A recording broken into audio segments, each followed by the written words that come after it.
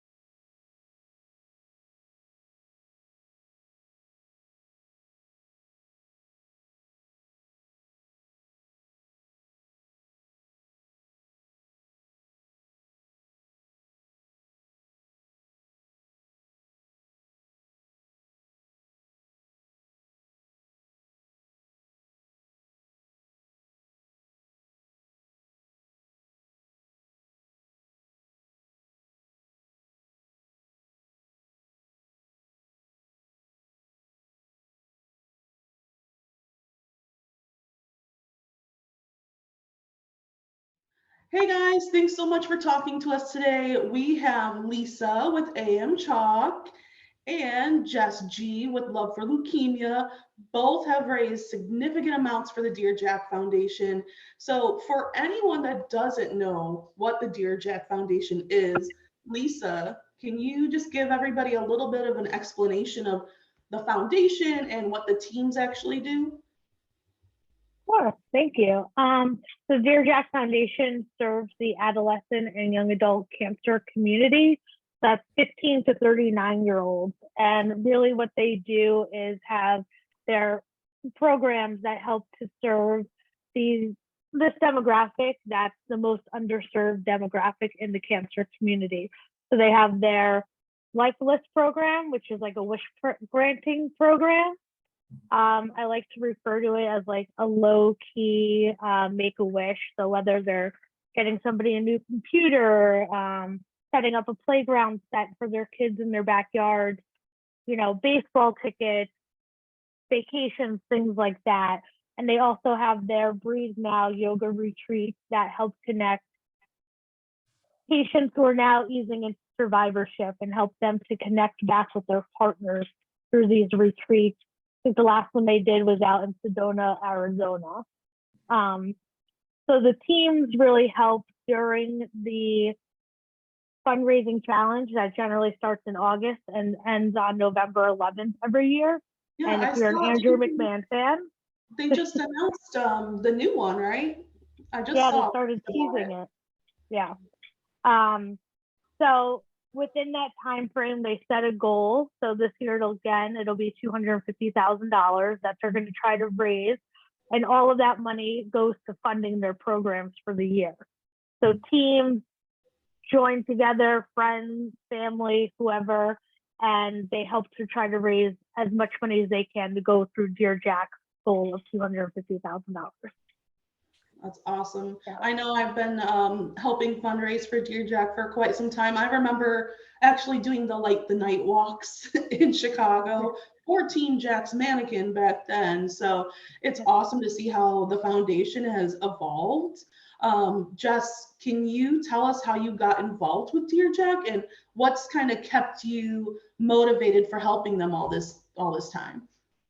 Sure. So I started Love for Leukemia 8 years ago, and I was completely solo when I started. I had lost my mother-in-law somewhat recently to cancer, and she was very young.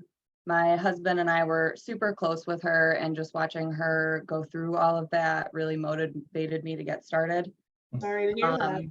Yeah, and I started by having local bands at my dad's bar. I had events at the spa that I worked at. I did local festivals and stuff like that. And I had a pretty successful first year. So I started meeting all of you guys after that. And really, the Lisa definitely is the one that made the most connections for me. And I never thought that I would still be here, doing this 8 years later. I've raised $85,000. Awesome. But I keep doing it year after year because of the community. It keeps me grounded and grateful. And my favorite part is just how everybody rallies together and wants to make a positive impact, really. That's I also, awesome. I did a lot with Love, Hope, Strength too, Mhm. when they were still around, helping to put people on the bone marrow registry at concerts and shows and stuff. So that was fun. Yeah, they used to have a lot of different volunteer opportunities for those shows. So it's kind of cool seeing Dear Jack become a bigger entity. But how about you, Lisa? How did you originally get involved with Dear Jack? So kind of going back to what you had talked about with the Like the Night program. Mhm. So before 2015 did it really start that they started doing the fundraising challenges? Dear Jack pretty much just raised money for other folk like hospitals or for Leukemia Lymphoma Society. So I kind of got connected with Dear Jack when my friend Carrie was going through treatment for leukemia, and I had reached out to them to see if they had any items that they could donate for a big fundraiser we were having.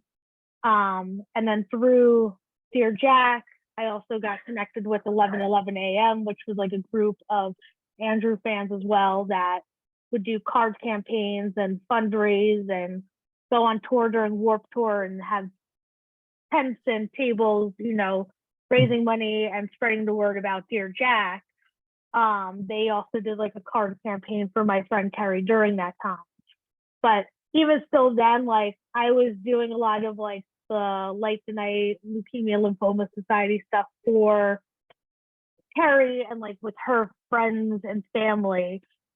The goal was $72,000, right? To represent each adolescent and young adult patient that was diagnosed with cancer within that year. Now that number is like over $89,000. So Stephanie and I sort of started this AM Chalk Instagram where we would, post pictures of chalk art that we would do outside of shows, and eventually started doing events at Washington Square Park in Manhattan and raising money that way. And then once they had that first really big challenge year with the, winning a living room show with Andrew McMahon, everybody started getting their friends together to try to raise money. And then they just kind of stuck, I think, with all of us, like, okay, the big draw that first year was winning that show. But then after that, you really saw the impact that the foundation was making on this demographic of cancer patients. So I think we've all sort of stuck with it more for the actual cause of what they're doing than for the show. The show Yeah, doesn't suck that. it sounds like you both have direct experience with the cause in general, having people that you love experiencing cancer and being able to help them, even in a small way. it means so much. So for us as Andrew fans, we know that he's been in remission for years, but there's still a lot of people that are coming into his fandom or getting into his new music that are touched by his story. I know I was in 2005. So Lisa, why do you think Andrew is still able to resonate with people and have them still feel so deeply for his music?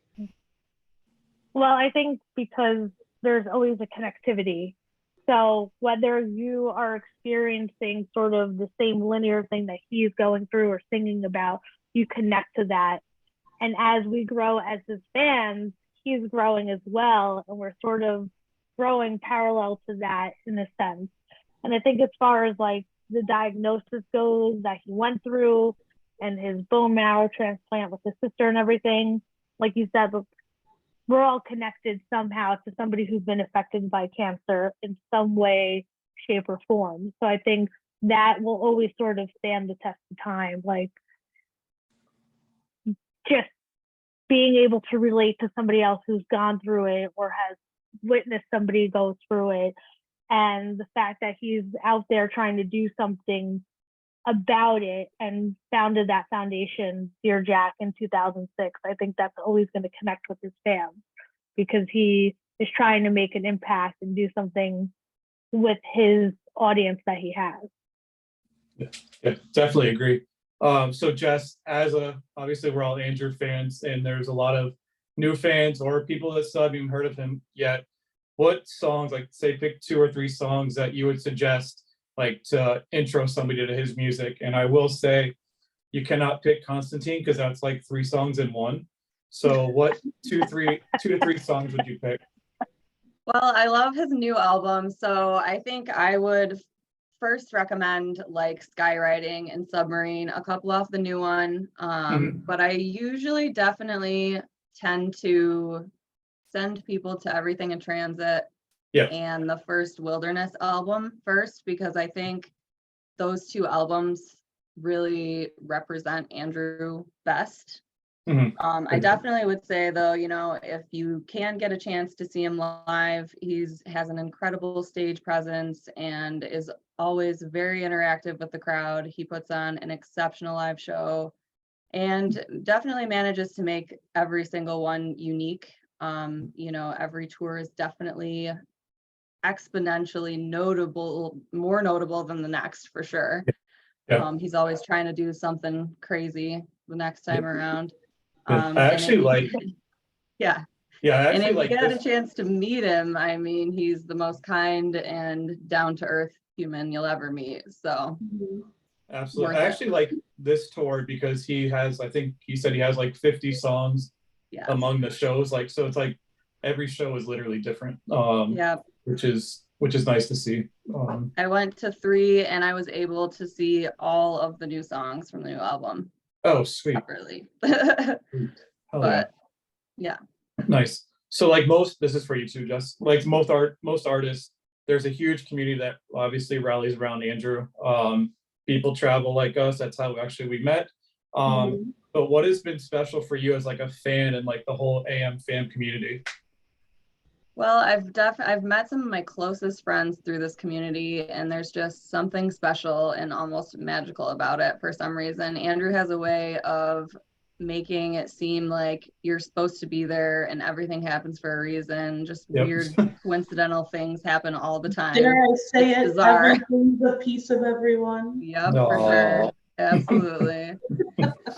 So, you know, I think that I definitely met Lisa first and I made a lot of connections through her.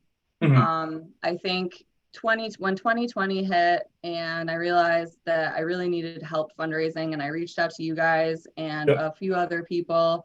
That year was probably the most inventive and creative that we've gotten, and it was by far the most fun fundraising season that I've ever done. And that was definitely the first year that I realized, like, wow, I really have these amazing people in my corner, you know, seamlessly working together for a good cause, and we have a hell of a time doing it. So I think that was really a moment that's, you know, I realized how special and important it really is. We Absolutely. did meet because of Lisa. So we met Right. Yeah. because I think of everyone, Lisa. honestly, that I've met is because of you. I met Lisa outside of a show in LA. Matchmaker. The last Jack's Mannequin show. The last Jack's Mannequin show. You guys were Which chopping it was out then. BS. That's when it all started. The chalk thing. That's when it all started. And I was so mad because it was supposed to be the final show, and then they announced the second night. And I was like, dude, Yeah. Oh yeah. now not the final show.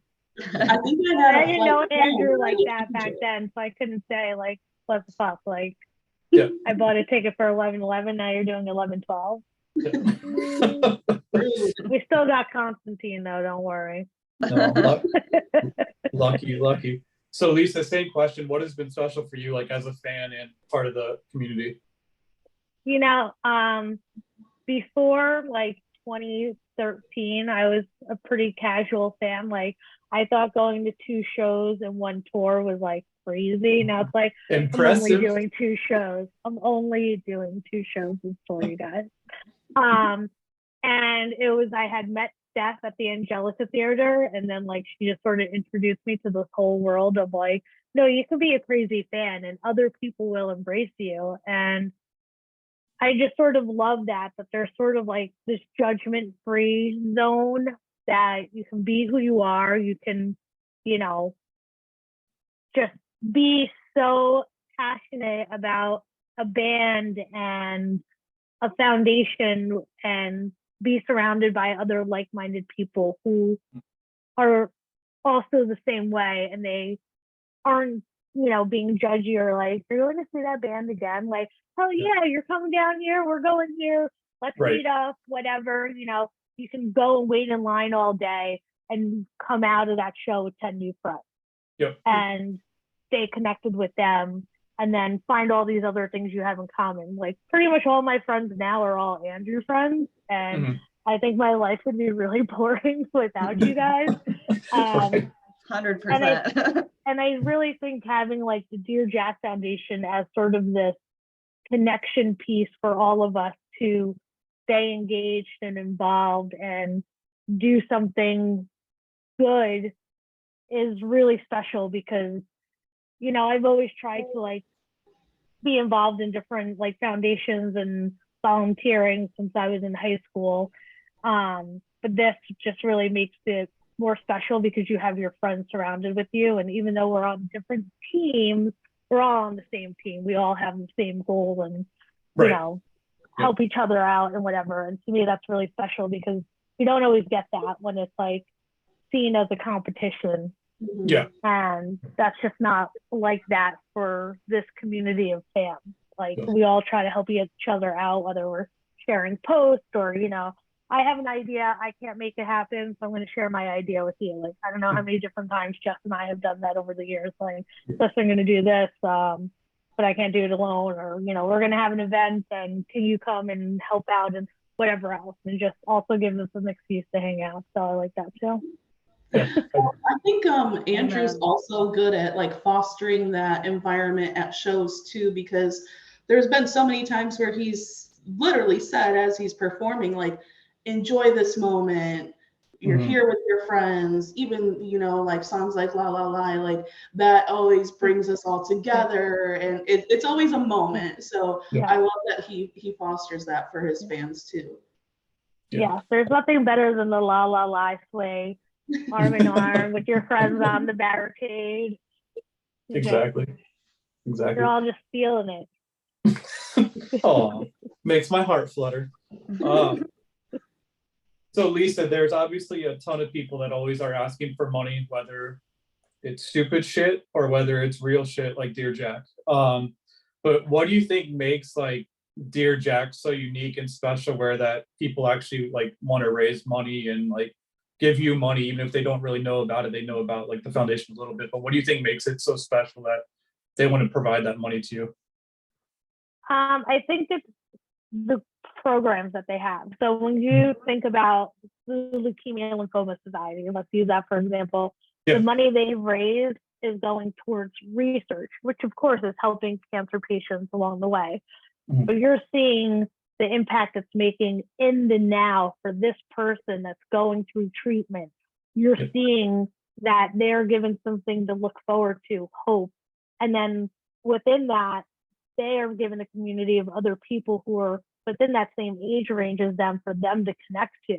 There's Mhm. really nothing else really like that. When you think about Make-A-Wish, that's generally geared towards terminal patients, right? Or Yeah. much younger, like pediatric patients, or even St. Jude, pediatric. So these people who are in their like formative years of like graduating high school, getting married, starting a family, whatever it may be, are given something to look forward to or resources that are going to help them through that. And I think that's really what sets them apart from all these other foundations and things. Of course, it's not always easy, but you know, when you show that you have a passion for something that you're trying to raise money for, it transfers to that person that you're talking to. So if they're able to, they will give back as much as they can. Yeah, absolutely. Jess, same question. What do you think makes Dear Jack so special? I definitely agree with Lisa. The fact that they directly serve the patients is definitely why I'm so passionate towards them. The money isn't going to hospitals. It's going to send young adults to a yoga retreat. It's, Yep. you know, sending a family to Disney World, or, you know, a teen to a sports event to meet their favorite player.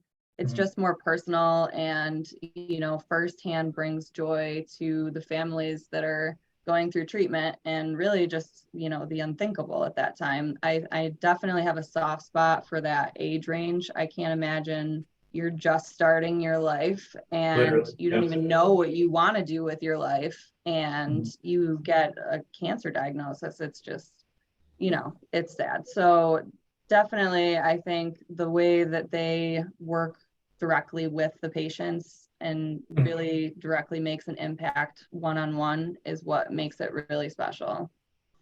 Yeah, Agree. that's like so impressive the way that they run that foundation. And it's such a small team too. So kudos to all those guys. They do such a wonderful job and they work so hard. But just if anybody's interested in actually getting involved with Dear Jack, what are some of the ways that they can get involved? My favorite way to get involved is just to simply make cards.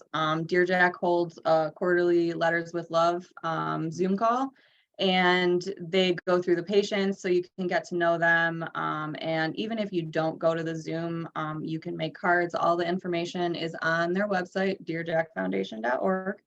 But it's just something really simple and, you know, just a small kind gesture that really, really makes a big difference to them. You know, it really brightens their really shitty day. And I think that alone is worth, you know, worthwhile for sure. Yeah, it's awesome that people can do something small like that. But how would somebody join like a team? Because we were talking about the teams, and I know I was confused about it at first and had no idea about it. And then, like Lisa mentioned, there's all these cool prizes. If you want to get involved, how do you get involved in that? Yeah, I mean, definitely you can go to their website. It has all the details about the challenge. There's tons and tons of ways you can get started. There's lots of other people too that are trying to find teams. So, you know, you can find other people. There's a Facebook group that we have, We Are the Pop Underground. And that has been a really good way to make connections if you're looking to be a part of a team but don't really know anyone. And you can also start individually too. You know, you don't have to go full force right off the bat. But there's tons and tons of things that you can do to fundraise. I mean, you can do walks, you can do festivals, you can, you know, make things. There's, you know, infinite ideas. Awesome. So we have all been impacted by music, and this is a music podcast. So can you tell us about, we'll start with Jess, what you were listening to when you were younger? Like, do you remember even like songs that your parents loved that kind of passed on to you? Totally. Yeah. My dad grew me up listening to Tom Petty and the Rolling Stones. He owned a bar and it was very classic rock focused. So I really grew up around it. My mom was really more Beatles, Monkees, Beach Boys. So that's kind of where I got my music inspiration from. And my dad was also a huge advocate for the local music scene. I remember riding in his truck and listening to Tom Petty's Full Moon Fever, and The Waiting was always a song that really stood out to me for him. So that ended up being our wedding song. Yeah, so that's definitely like where it all came from. But I mean, obviously I'm emo. When I hit my like preteen angst, I got a little hardcore and mad at life and was definitely into like Linkin Park and Limp Bizkit and you know, all that. But that died out thankfully. The 2000s rolled around and brought us the genre that we all know and love so much. And I never looked back after that, I'll tell you that. My husband also actually played a huge role in, you know, my like introduction to pop punk. He was always in a band in high school, and I was always going to practices, and we were always trying to go to whatever shows we could go to. And I think Warped Tour is definitely where it really started for me, for sure. I remember I went every year. Like I remember the first one so well. I remember like we were waiting for Good Charlotte on the main stage, and then this fool comes on stage with his piano and he's jumping all around and shit. And that was the first time that I saw something corporate. And yeah, that's where that all started. So that's a whole nother dude with story, fluffy hair. Yeah. You know what we should do is we should like post pictures from like our first Warped Tour if you can find them. Oh my God, yeah, totally. Oh, that'd be so cute. I have my ticket stub, I know that. That's awesome. But the bands, the emo bands anyway, that really influenced me, and probably the bands I've seen the most live, are Something Corporate, Paramore, Starting Line, Motion City, Soundtrack, Dashboard Confessional, Say Anything, Taking Back Sunday. Just a few. And then, yeah, just a few. How about you, Lisa? What bands did you start with? Like, what was baby Lisa listening to, and then what did you evolve to? I can't wait to hear this. I mean, they didn't call me Corny Spice back in the day for nothing. Actually, nobody called me that, but I did dress up as Corny Spice for Halloween, like my high school year of senior year of high school. So, yeah, I was definitely into like Korn, Nirvana, Limp Bizkit, Linkin Park when they came around. I was a lot more like goth, hard rock kind of girl back in the day. Not that you would know it, like looking at me, like I wore my Jankos, but they weren't like huge bow bottoms, but wide enough. You know, back in Pacific somewhere, like would sell that type of clothes. Did you have one of those ball necklaces, like the? Oh, I have. Yes. I might still have my ball chain necklace. Yeah. Oh, totally. I mean, I like that music because it was like angry, and even though I didn't always relate to exactly what like Jonathan Davis of Korn was singing about, it was a lot deeper and darker than anything I had experienced in life. But like, you know, you're a teenager, you're trying to figure out who you are and like also sort of set yourself apart from the rest of the pack a little bit.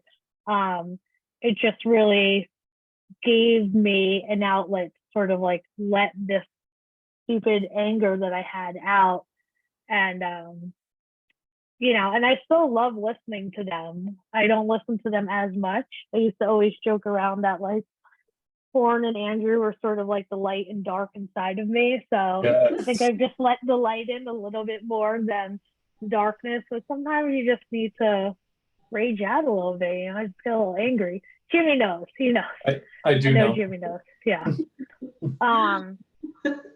You know, when I was in my later high school years, out of high school, I would like go see bands. Like I've just always been like a forever fangirl, go to see these local bands, like it's just like whatever. And like it was fun though, because it's like we're just hanging out and like trying to support these people who are trying to make their dreams happen, and by being in a band. And even if they haven't gone anywhere, like there's only one band that ever made it big, and they used to be called Djibouti, but Coheed, yeah, they came out of Nyack, New York. But like it's sort of crazy when thinking like back to then, like seeing them at this place called the Back Door doing these free shows, and now they're like, headlining festivals and stuff. But I didn't really get into like the emo scene until 2002-ish, when like I had bought tickets for a friend of mine that wanted to go see New Found Glory, so I got tickets for his birthday, and Something Corporate and Finch opened, and like we definitely walked in during the Something Corporate set, and I was like similar to Jess, like what the fuck is this guy doing on top of a piano? But my friend Matt bought the CDs. They were like 2 for $10 for like Finch and Soko's like CDs, and he burned me a copy, and like I started listening to it. I was like in love with Punk Rock Princess. Like, this is my favorite song. Oh my God. And just like going to see Something Corporate whenever they were like at Starland Ballroom or Irving Plaza, Hammerstein Ballroom, wherever they would play. And then, eventually Jack Spanican have always sort of like kept up with what Andrew was doing through those years, because I've just always loved everything he's put out. And that's not always the case for a band that, you can love a band, but like sometimes there's an album that just doesn't hit well with you, and you're like, and you just don't keep following up with them. But that was never the case for like Andrew. And then any other band that I sort of liked from that scene, like Starting Line, they stopped doing shows, and then they got kind of back together as a band-ish and started doing more shows and Taking Back Sunday. So yeah, that's my story. I don't know. How about this emo revival, though? I mean, what Yeah. a time to be alive. This is What? fantastic. I mean, these when we were Everybody's at young it again. festivals, like Yeah. when I was young, I used to be able to go to a festival. Now I'm like, Yeah, exactly. For $40. I mean, I remember my first world 400. tour Eminem played at.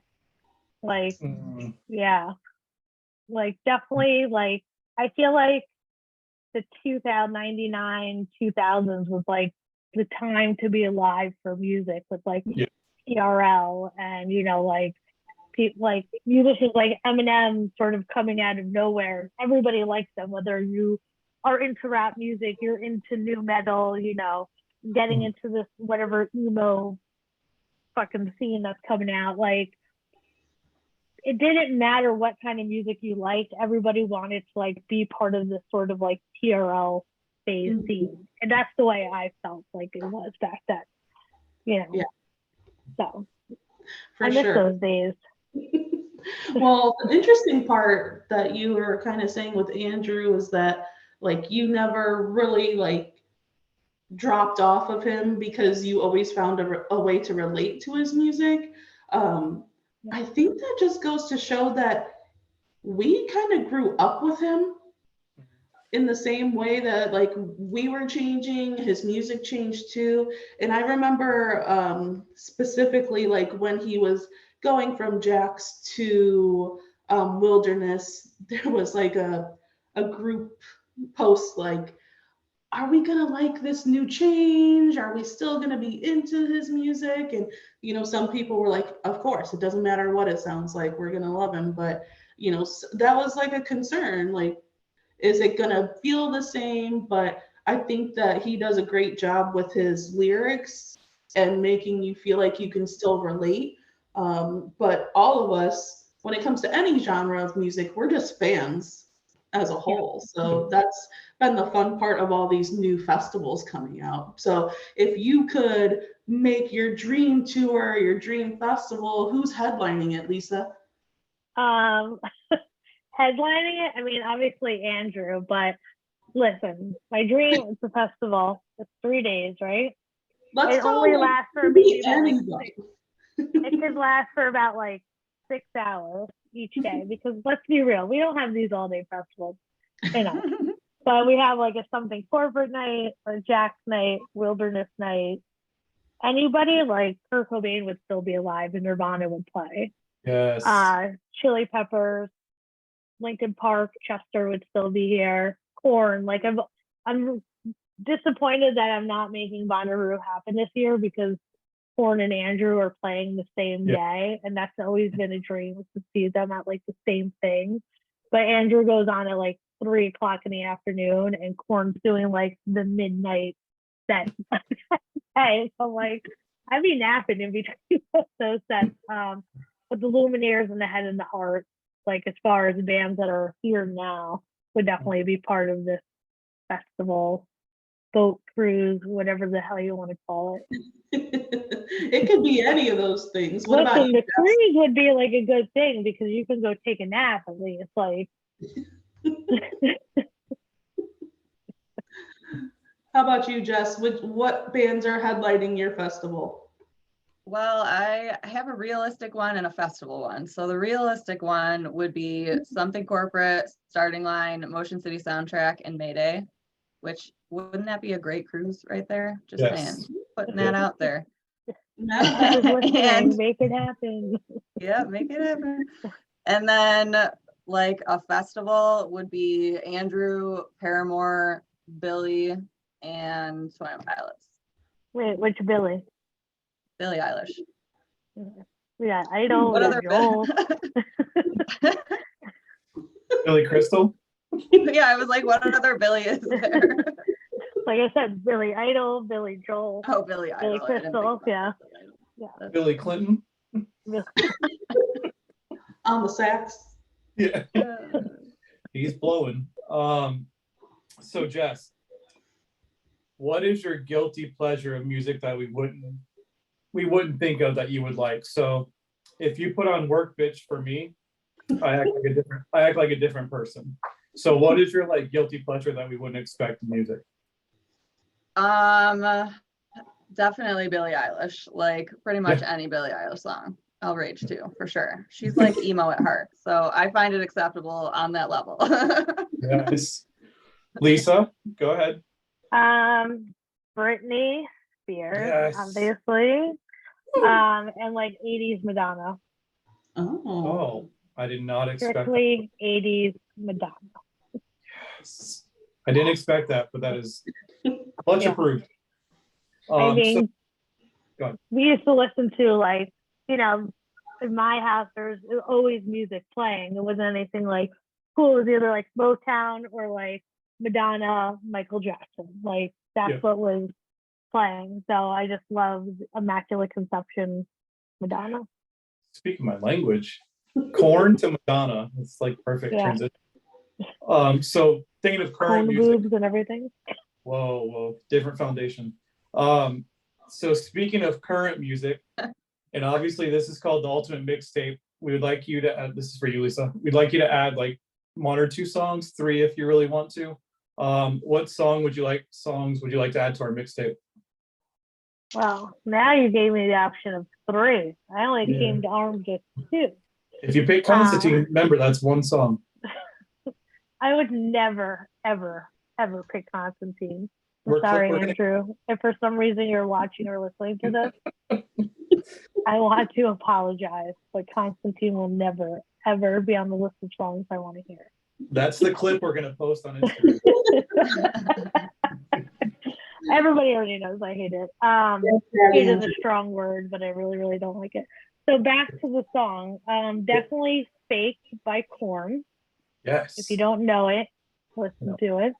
Yep.